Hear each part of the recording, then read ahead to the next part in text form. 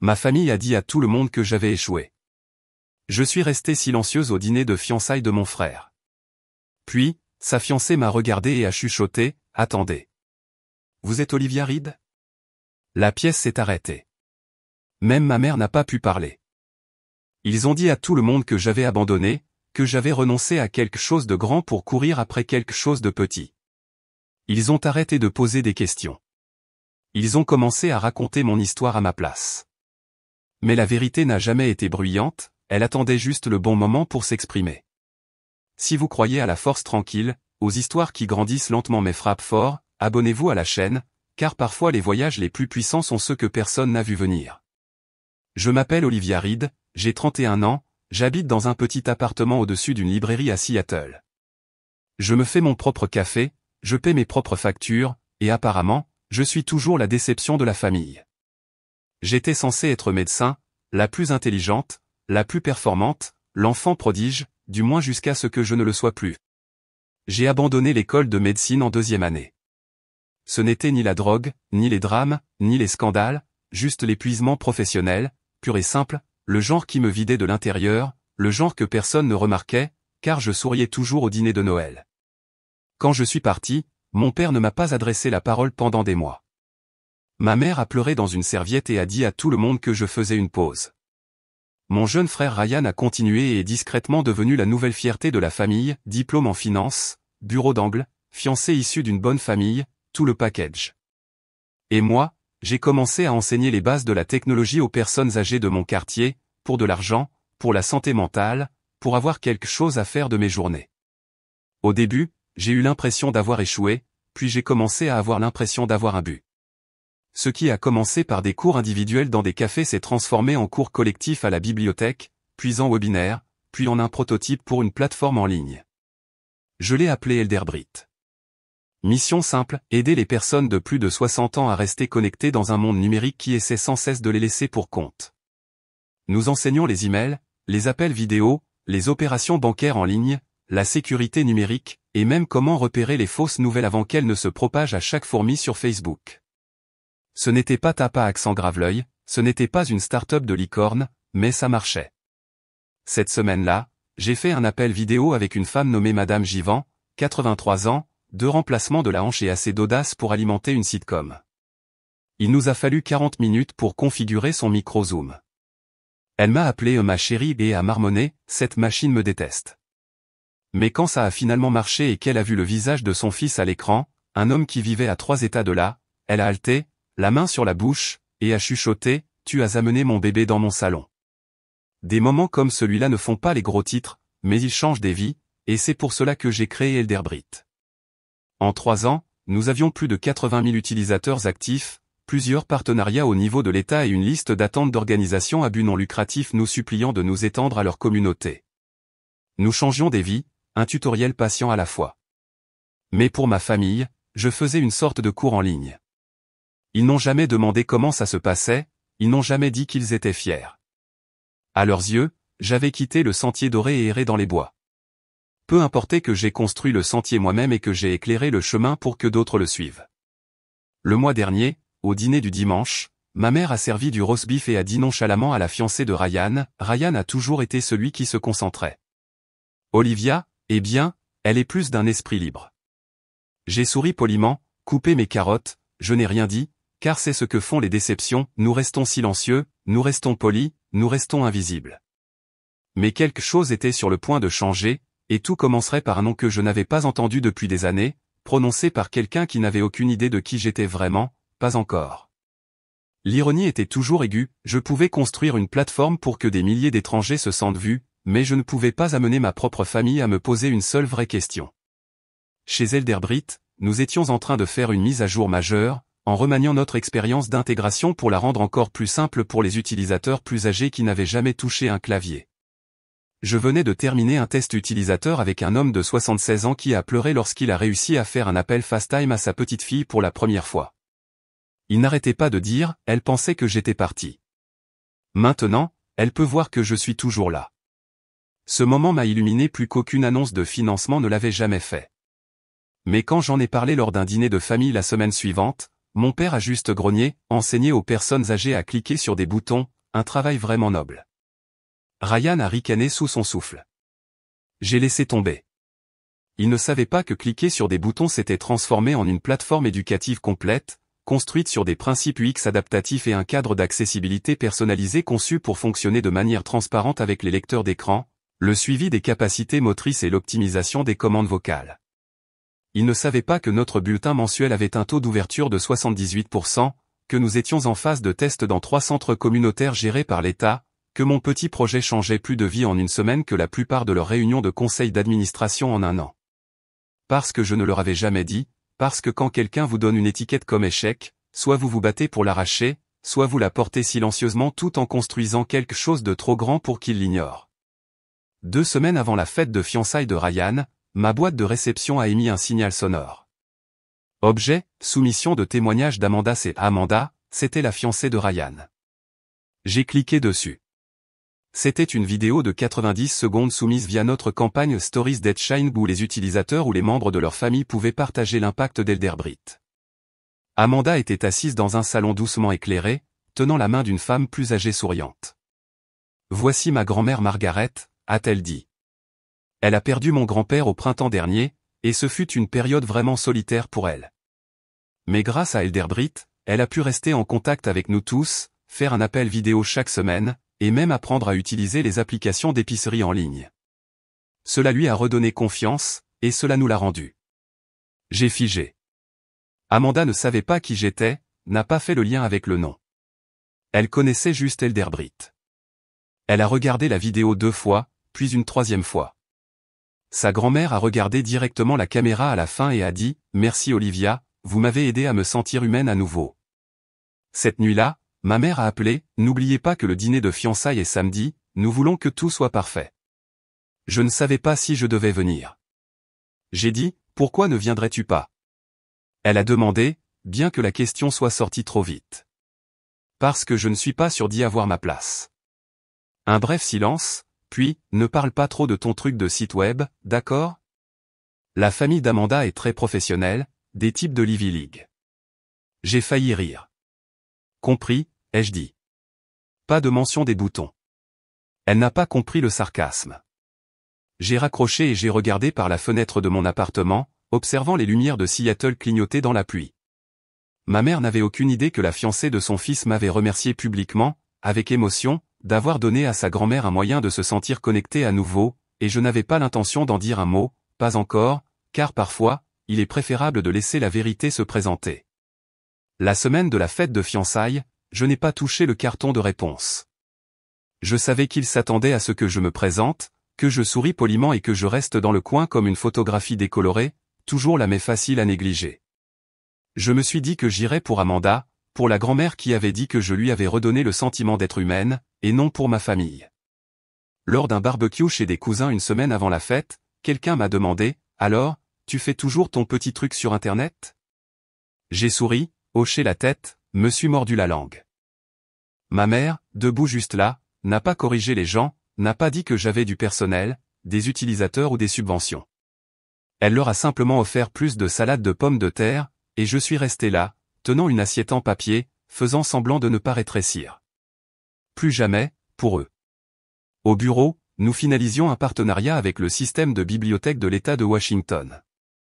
Elderbrit serait mis à l'essai dans 12 antennes rurales, des endroits où les personnes âgées avaient plus de chèvres que de haut débit. C'était un vrai travail percutant. Pendant ce temps, à la maison, ma mère choisissait les couleurs des serviettes et m'envoyait par email des références de photos pour des robes appropriées avec la mention « pas de noir, pas de tailleur pantalon ». Quelque chose de féminin cette fois.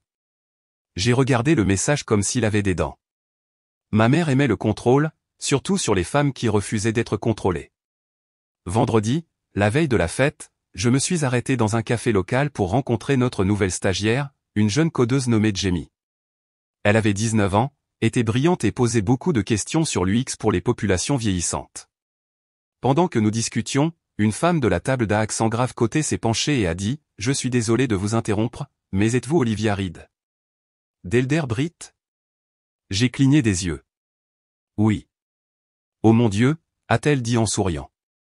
Mon père utilise votre plateforme depuis des mois. Il m'envoie des mèmes maintenant. Des mèmes? Je ne savais même pas qu'il savait ce qu'était un mème. Jamie m'a regardé comme si j'avais une cape. Vous ne m'avez pas dit que les gens vous reconnaissaient? Ils ne le font généralement pas, ai-je dit.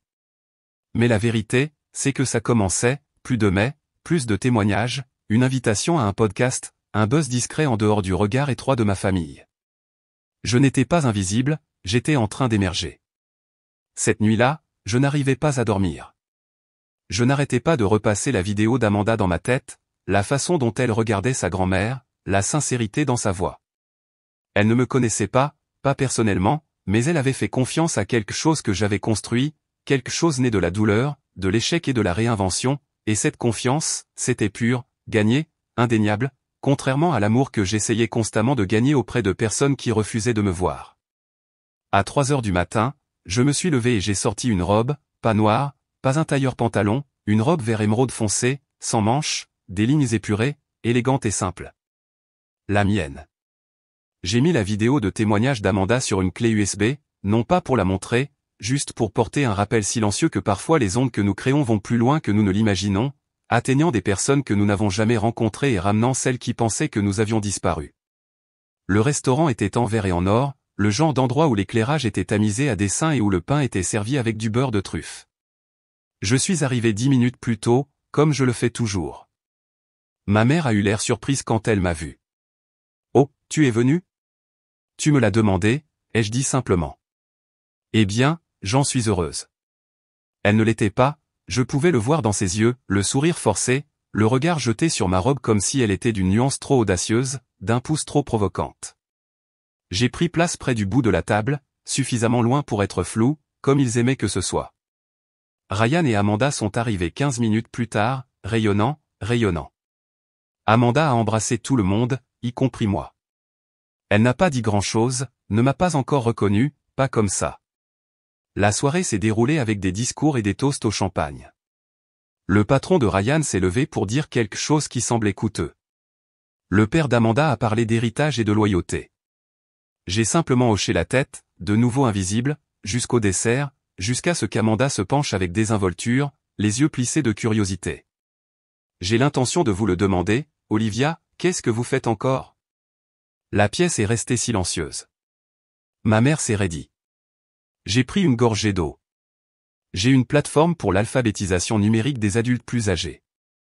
Attendez, comme des cours en ligne. Plutôt des systèmes adaptatifs pour un engagement à long terme. Nous nous spécialisons dans l'accessibilité, le texte, les lecteurs d'écran, les grands caractères, la navigation, la saisie vocale. Amanda a cligné des yeux. Comment ça s'appelle? Elderbrit. Elle m'a fixé, les yeux écarquillés. Non, pas possible. Vous êtes Elderbrit? J'ai fait un léger signe de tête. Je l'ai fondé. Sa main a couvert sa bouche. Elle a regardé Ryan, puis est revenue vers moi. Vous êtes l'Olivia Reed? Comme dans la fondatrice, le visage de la campagne Stories That Shine d'Elderbrit? Maintenant, la pièce n'écoutait plus seulement, elle avait cessé de respirer. La fourchette de ma mère s'est arrêtée en l'air. Mon grand-mère Margaret l'utilisait tous les jours jusqu'à son décès. Vous l'avez aidé à faire des appels vidéo à notre famille tous les dimanches. Vous lui avez donné plus de temps avec elle. J'ai soumis une vidéo à votre campagne. J'ai souri doucement. Je sais. Je l'ai vu. Cela signifiait beaucoup. Amanda s'est levée. Pourquoi n'avez-vous rien dit? J'ai haussé les épaules. Ce n'était pas le bon moment. Elle s'est tournée vers la table. Je ne crois pas que vous compreniez tous, cette femme a créé un programme national à partir de rien. Elle a été présentée sur NPR et Forbes. Elle change des vies. Tante Linda a halté. Oncle Joe s'est éclairci la gorge. Mon père a baissé les yeux sur son vin. Ma mère a ouvert la bouche, l'a refermée à nouveau. Amanda a continué. Je n'arrive pas à croire que je vous rencontre. Vous avez aidé ma famille. Ma grand-mère ne s'est jamais qualifiée d'intelligente avant d'utiliser votre site. Elle s'est assise lentement, l'air toujours stupéfaite. Ryan s'est penché vers moi. Je ne savais pas. Vous n'avez jamais demandé, ai-je dit, d'une voix calme. Silence à nouveau, mais cette fois, ce n'était pas froid, c'était de l'émerveillement. Le reste de la soirée s'est déroulé sous une étrange nouvelle lumière. Les gens ont commencé à chuchoter, non pas dans mon dos, mais vers moi. Les toasts ont soudainement inclus l'impressionnant travail d'Olivia. Ma mère était assise, raide et silencieuse, comme si elle recalibrait le récit en temps réel. Et pour la première fois depuis très longtemps, je ne me sentais pas comme la note de bas de page. Je me sentais comme le titre, non pas parce que je l'avais exigé, non pas parce que j'avais interrompu, mais parce que la vérité est entrée dans la pièce d'elle-même et a refusé de rester silencieuse. Le lendemain matin, je me suis réveillé avec une étrange tranquillité dans la poitrine. Ce n'était pas de la fierté, ce n'était pas de la vengeance. C'était quelque chose de plus profond, comme le bruit d'une porte qui se ferme enfin sans claquer. Mon téléphone a vibré. Un message de Ryan, je suis désolé, je n'ai jamais demandé. Simple. Pas d'excuses, pas d'émoji. Je l'ai regardé pendant un moment, puis j'ai retourné l'écran. Plus tard dans l'après-midi, ma mère a appelé 2 fois. Je n'ai pas répondu, non pas par méchanceté, mais je ne savais pas ce qu'elle dirait, et je ne voulais pas lui donner la chance de le rendre plus petit qu'il n'était. Pas cette fois. Cette nuit-là, je me suis promené sur la jetée. L'air était vif, mêlé au sel et au pain, et le monde semblait suspendu, comme si quelque chose s'était ouvert silencieusement, et la lumière décidait encore jusqu'où elle allait aller. J'ai pensé au visage d'Amanda quand elle a fait le lien, non pas seulement la reconnaissance, mais la révérence, non pas pour la célébrité, mais pour l'impact, pour le sens. Et j'ai pensé à toutes les années que j'avais passées à me rétrécir, parce que je croyais que leur silence signifiait que je n'étais pas assez. Mais maintenant, je savais mieux. 2 jours plus tard, une lettre est arrivée, du vrai papier, manuscrite, de ma mère. Chère Olivia, j'ai regardé la vidéo qu'Amanda m'a envoyée. J'ai pleuré, non pas parce que je ne savais pas ce que tu avais construit, mais parce que j'ai réalisé que je n'avais jamais pris la peine de demander. J'étais tellement concentré sur ce dont tu t'éloignais que je n'ai jamais regardé ce vers quoi tu allais. Tu as fait ce que personne dans cette famille n'a jamais eu le courage de faire, tu as échoué et tu as continué, et ce faisant, tu as appris aux gens à retrouver leur voix, y compris moi. Je t'aime, maman. Je l'ai lu 3 fois, puis je l'ai plié lentement et je l'ai placé à côté de mon bureau, pas encadré, pas exposé, juste gardé, car cette fois, je n'avais pas besoin d'accrocher la preuve au mur. Je la vivais chaque jour. Ce week-end-là, j'ai fait un discours de bienvenue lors d'une conférence communautaire sur la technologie. Il n'y avait pas de caméra, pas de presse nationale, juste 60 personnes dans un auditorium de centre de loisirs, la plupart d'entre elles tenant des cahiers et de l'espoir. Je leur ai dit la vérité, je n'étais jamais censé être là, j'étais censé être quelqu'un d'autre, mais la vie avait d'autres projets, et j'ai cessé de les contester. Quand la salle s'est levée pour applaudir, je n'ai pas pleuré, mais j'ai souri, non pas le genre poli, mais le genre qui atteint votre colonne vertébrale, le genre qui dit « j'ai réussi », et je n'avais pas besoin de permission. 3 mois plus tard, Amanda m'a invité à déjeuner, non pas comme la sœur de Ryan, mais comme Olivia, la fondatrice, la femme qui a construit quelque chose à partir des cendres et a osé l'appeler beau. Nous nous sommes rencontrés dans un café ensoleillé de Capitol Hill. Elle était déjà assise, souriante, un carnet entrouvert à côté de son café. J'ai réfléchi, a-t-elle dit. Il y a une fondation avec laquelle je fais du bénévolat, elle finance des startups à impact social, en particulier celles dirigées par des femmes. Je leur ai montré votre travail. Elle m'a glissé le carnet, à l'intérieur, des notes, des chiffres, des liens potentiels. Si vous êtes prête à évoluer, je pense que nous pouvons aider. Je n'ai pas scié. Vous ne me devez rien. Elle a secoué la tête. Ce n'est pas une question de dette, c'est une question de croyance. Vous avez donné quelque chose à ma grand-mère que je n'aurais jamais pu donner. Je veux juste voir où d'autres votre lumière peut atteindre. Et pour une fois, j'ai laissé quelqu'un croire en moi sans broncher. Cet été-là, Elderbrit a lancé sa première campagne nationale. Nous l'avons appelé Atelier sur la dignité numérique dans les bibliothèques publiques, des centres de formation dans les centres communautaires, des programmes gratuits pour les anciens combattants et les personnes âgées défavorisées. Nous avons atteint 250 000 utilisateurs. J'ai reçu un email d'une femme de 92 ans dans le Montana, votre plateforme m'a aidé à demander un passeport en ligne.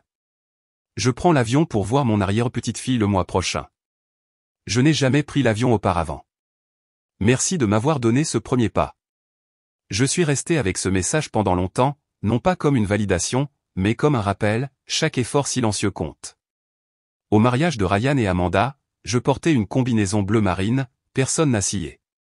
Ma mère m'a présenté à ses amis comme ma fille Olivia, elle dirige un organisme à but non lucratif national. L'étiquette n'était pas parfaite, mais c'était un début. Plus tard, elle m'a tiré à part, tenant un verre de vin blanc et pleine d'émotion. Tu as toujours marché à ta façon, a-t-elle dit. J'avais l'habitude de penser que cela signifiait que tu étais perdu. Maintenant, je vois que tu marchais juste en avant. Nous ne nous sommes pas embrassés, mais nous nous sommes tenus côte à côte plus longtemps que jamais, et cela a semblé suffire. Cette nuit-là, je me suis tenu sous un auvent de guirlandes lumineuses, regardant les gens danser. Ryan s'est approché, les mains dans les poches, un peu nerveux. Amanda me dit que tu as été invité à parler chez Google. C'est vrai? Le mois prochain? Tu vas te vanter d'être ma sœur? J'ai ri. Tu vas te vanter d'être la mienne? Il a souri. Et comme ça, l'emprise s'est desserrée. 2 semaines après le mariage, j'ai envoyé à Ryan et Amanda un petit colis. À l'intérieur se trouvait une note manuscrite et une clé USB. Sur la clé USB se trouvait une version personnalisée d'Elderbrit, personnalisée pour l'établissement de soins de longue durée où la grand-mère d'Amanda avait passé ces dernières années, accès à vie, pas de frais, assistance technique complète. Je n'ai rien dit à personne. Pas de communiqué de presse, pas de crédit, juste une simple note qui disait « Certaines connexions survivent aux malentendus. Merci d'avoir aidé la mienne à retrouver sa voix. » Amanda m'a appelé le lendemain matin. Elle n'a pas parlé tout de suite, elle a juste respiré à travers les larmes et a chuchoté « Tu n'étais pas obligé de le faire. » J'ai souri. Je sais. C'est pourquoi je l'ai fait. De retour chez moi, j'ai imprimé une citation, je l'ai scotchée sur mon réfrigérateur, ils diront à tout le monde que tu as échoué jusqu'à ce qu'un jour ils demandent comment tu as fait. Pas de signature, pas d'amertume, juste la vérité. Et en dessous, mon reflet dans la porte du réfrigérateur, souriant, solide, car cette fois, la lumière ne venait pas des autres, elle était à moi, depuis le début. D'où regardez-vous aujourd'hui? J'aimerais savoir dans quelle partie du monde vous vous trouvez et si cette histoire a suscité quelque chose en vous. Laissez un commentaire ci-dessous et partagez vos réflexions. On ne sait jamais qui pourrait avoir besoin de lire vos mots. Si cette histoire vous a parlé et que vous croyez aux victoires silencieuses, à la croissance personnelle et aux histoires qui comptent, assurez-vous de vous abonner à la chaîne. Il y a tellement plus à venir, et je serais honoré de le partager avec vous. Merci, vraiment, d'être là. D'ici la prochaine fois, restez ancrés, restez gentils, et souvenez-vous, votre histoire est toujours en cours.